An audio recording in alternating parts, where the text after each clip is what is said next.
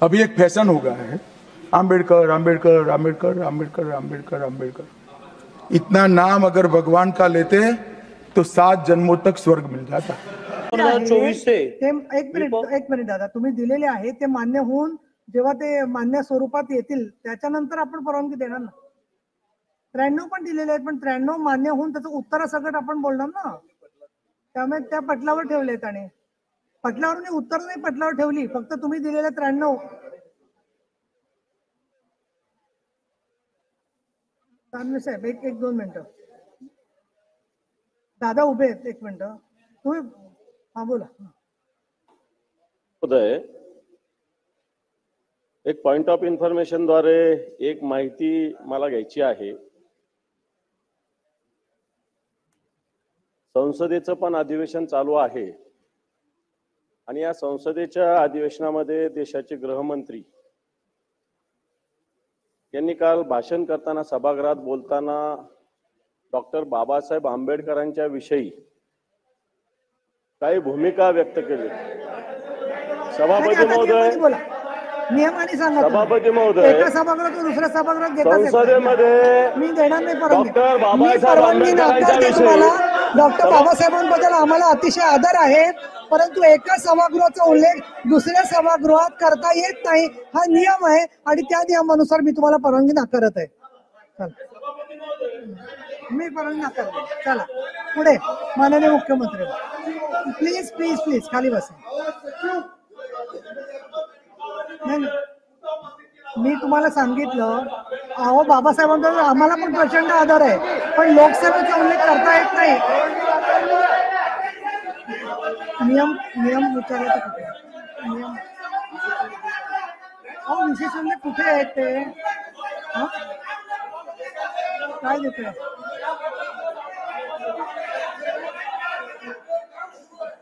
मी हे बघा, तुम्ही सगळे अभ्यासू सदस्य आहात आणि आपण सगळेजण नियम जाणतो की एका सभागृहातल्या घटनेच्या संदर्भात दुसऱ्या सभागृहामध्ये आपण भाष्य करू शकत नाही, हा नियम आहे।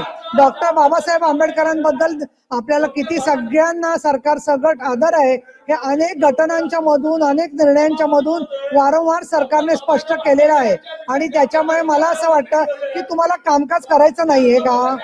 तुम्हाला राज्यपालांच्या अभिभाषणावरती बोलायचंय म्हणून आपण आता चर्चा घेतली। आम्ही तुम्हाला विचारलं की काय काय कामकाजामध्ये घ्यायचंय, तेव्हा तुम्ही बोलत नाही आणि सभागृहामध्ये ज्या गोष्टीला परवानगी मिळणार नाहीये त्या गोष्टीवरती तुम्ही येऊन वाद घालता। त्याच्यामुळे मी विशेष उल्लेख देते, डॉक्टर प्रज्ञा सातव, मी परवानगी नाकारलेली आहे। मी परवानगी नाकारलेली आहे, आरडाओरडा करायचा नाही। मी परवानगी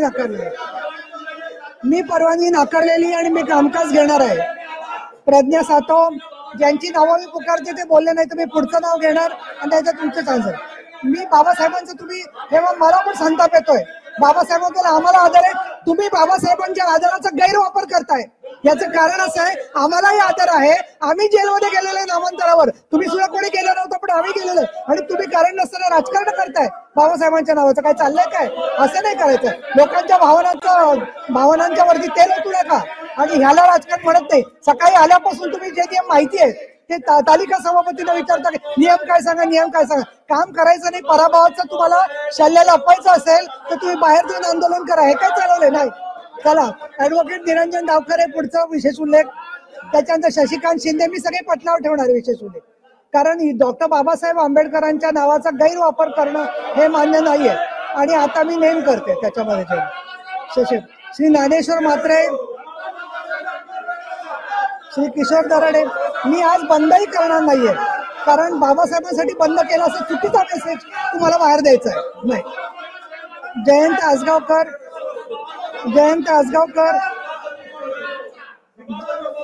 अशोक उर्फ भाई जगताप, श्री प्रसाद लाड, एकनाथराव खडसे, डॉक्टर श्रीमती मनीषा कायंदे, श्री सतेज उर्फ बंटी पाटील, श्री अमोल मिटकरी, श्री मिलिंद नार्वेकर। बिलं द्या मला, बिलांच्या कॉपीज द्या, बिलं घेते मी।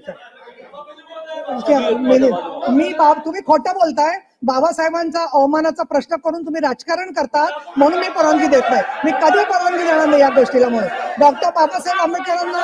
डॉक्टर बाबासाहेब आंबेडकरांनी महिलांना मतदानाचा अधिकार दिला. डॉक्टर बाबासाहेब आंबेडकरांमुळे हिंदू कोड बिल मिळालं.